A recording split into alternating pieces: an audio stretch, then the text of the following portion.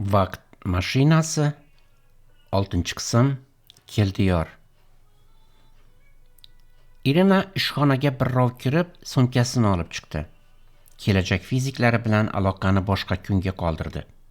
Shanba yakshanba dam olish. Kecha Odessadan onasi yuborgan 14 so'm pulni nihoyat pochtadan olgandi.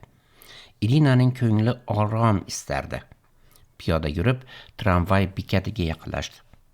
Bekatda hamkasbi Keldiyor Oltiboyev kutib turardi. Atayin turibdi bez bo'lib. Kitob berdim deb endi kinoga olib kirib sonimni g'ijimlamoqchi bu shilqim deb o'yladi Irina.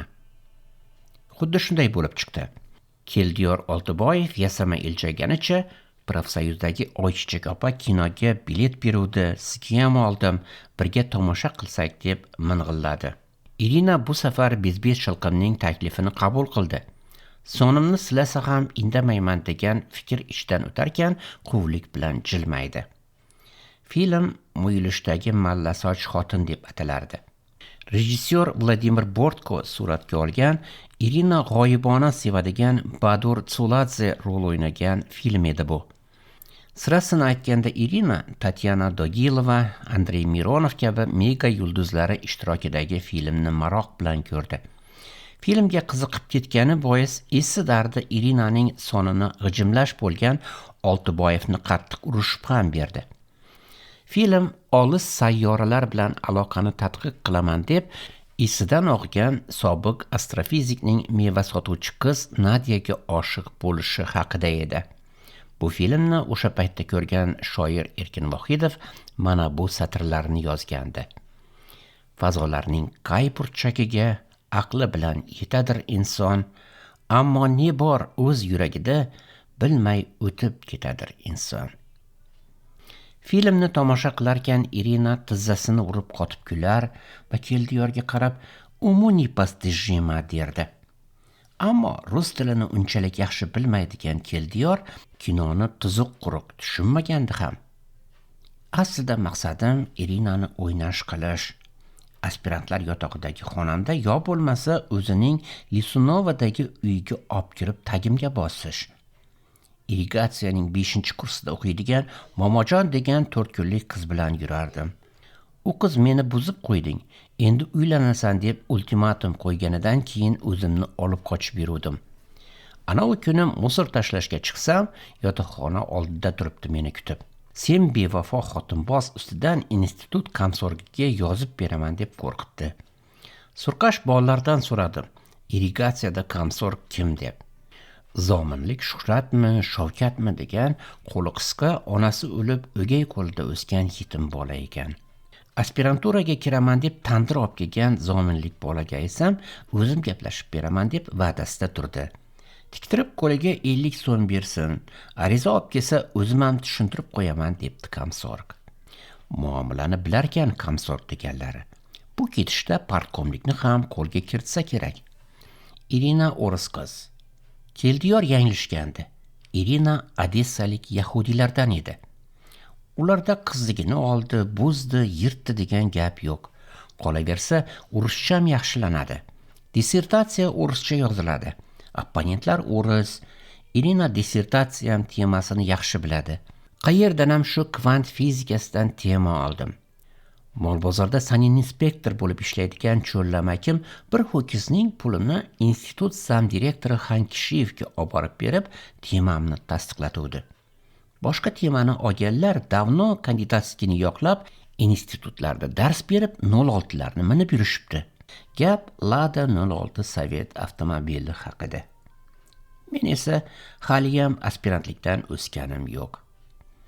Keldiyor cho'ntagini kavladi. Bitta sariq 1 so'mlik, ikkita g'ijimlangan ko'k 3 so'mlik bor edi. Partbiletning ichida esa alohida kunni kutayotgan Lenin kallasi tushirilgan qizil 10 so'mlik turuvdi. 3 so'mga Panorama yonidagi shodlik restoranidan 2 kishi mundayroq ovqatlansa bo'ladi. Lekin salat va konyak zakaz qilsa, kamida 7 so'm ketadi. Ikkita chashma vinoni yoniga yotoqxonaga kiraverishda xolalar sotadigan go'shtsiz xonim olinsa, ancha pul yonga qoladi. Keldiyor Irinani o'rash uchun 2 variantni rejaladi. Kinodan chiqib Irina bilan Keldiyor Navoiy ko'chasiga eltuvchi xiyobon bo'ylab yurishdi. Keldiyor restoranga kirib, "U yeb olmaymizmi?" dedi. Irina ishtahasi yo'qligini aytib, ko'chada biroz aylanishni taklif qildi.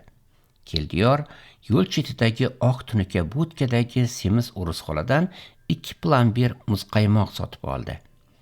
Sariq 1 so'mlikni olgan o'risxola 3 ta 20 tiyinlik qaytim berdi. Maktabda matematikadan a'lo o'qigan Keldiyor qaytim 62 tiyin bo'lishini miyasida hisobladi. O'ris kampir betini bez qilib 2 tiyinni urib qolgan edi. Vafli qutidagi plambir narxi 19 tiyin edi. Keldiyor indamadi. 2 tiyin uchun past ketish dehqonobodlikka yarashmaydi. Chetdagi skameykaga o'tirishdi. Muzqaymoq yalayotgan Irina Keldiyorga qarab, "Sen qanday musiqaga qiziqasan?" deb so'radi. Keldiyor kalovlanib qoldi. Yotoqdagi Vesna degan kasetali magnitofonda Otajon Xudoyshukurov va Shermat Fayzullayevni eshitardi. Molbozorda ishlaydigan amakisi o'g'lini sunnat qildirganida Olmaxon Hayitovaning olib kelgandi. Bu artistlarni Irina qayerdan ham taniydi? Shularni eshitarkan kolxoz ekan deb o'ylamaydimi? Keldiyor ichida shu gaplarni o'ylar ekan, qurtoy bir muzikantni aytib, Irinani lol qoldirgisi kelardi-yu, ammo shu topda miyasiga Shermat Fayzullayevdan boshqasi kelmasdi. Ana, original degan vokal instrumental ansambl bor qarshida. Afkom Ro'zmat akaning o'g'li Davron qo'shiq aytadigan ansambl. Irina uzrli tabassum bilan yelka qisib, "Tanimayman uni" degan ishora qilarkan, savol berdi. "Keldiyor, Tamaraxonim degan qo'shiqchi haqida bilasanmi?" Keldiyor Tamaraxonim degan qo'shiqchi borligini allaqayerlarda eshitgandi. 1984-yilgi yoshlar qarib 70 dan oshgan Tamaraxonimni deyarli bilmasdi. Televizorda Muhabbat Shamayeva, Malika Alimova, Nargis Boyxonovalar kunora qo'shiq kuylardi. Olis yoshligida Keldiyor Dehqonoboddagi eski uyni buzib, yangi kottej uslubidagi uyga ko'chishganida eski tuskilar orasida qora vinil plastinkani ko'rib qolgandi. Dumaloq bu plastinka ustiga lotin yozuvida "Rumolim" deb yozilgandi. Tabiatan qiziquvchan Keldiyor patifonni artib-surtib ichini ochuvdi. Bobosi Oltiboyev bobo kelib, "Qoch naryoqqa" dedi. Keyin patifonning qizil baxmal g'ilofi orasidagi eshikchani ochib, tov beradigan kalitni olib, patifon yonboshdagi teshikka tiqib buradi. Keyin plastinkani yengi bilan artib, patifon o'rtasidagi barkashning yaltiroq qozig'iga o'rnatdi. Qo'li bilan plastinka o'qiydigan olat uchini silab, "Ninasi o'lgan buni" deb boshini chayqadi. Keyin patifon burchagidagi yaltiroq nikelni bosuvdi, u sirg'alib ochildi. Gugurt qutisiday g'aladon edi bu. G'aladon ichida 3-4 ta nina bor edi. Bittasini olib patifonning plastinka o'qiydigan qo'liga o'rnatdi. Oltiboy bovo patifon tugmasini bosdi. Barkash aylana boshladi. Bovo xuddi ninachini ushlagan boladay o'ta ehtiyotkorlik bilan igna o'rnatilgan olatni plastinka ustiga qo'yib, zo'r ishni qoyillatgan odamday atrofdagilarga iljayib qaradi. Shig'g' etgan sas eshitildi. Keyin esa qo'ng'iroqday ovoz yangradi. "Otam onam kambag'al, voh-voh, dodalimdan ketdi ro'mol. Ro'molim uchi shoyi, o'rtasida bordir oyi. Olib baring haydoyi, voh alimdan ketdi ro'mol." "Xorazmlikmi bu?" deb so'radi Keldiyor bobosidan. Oltiboy boboning jahli chiqdi.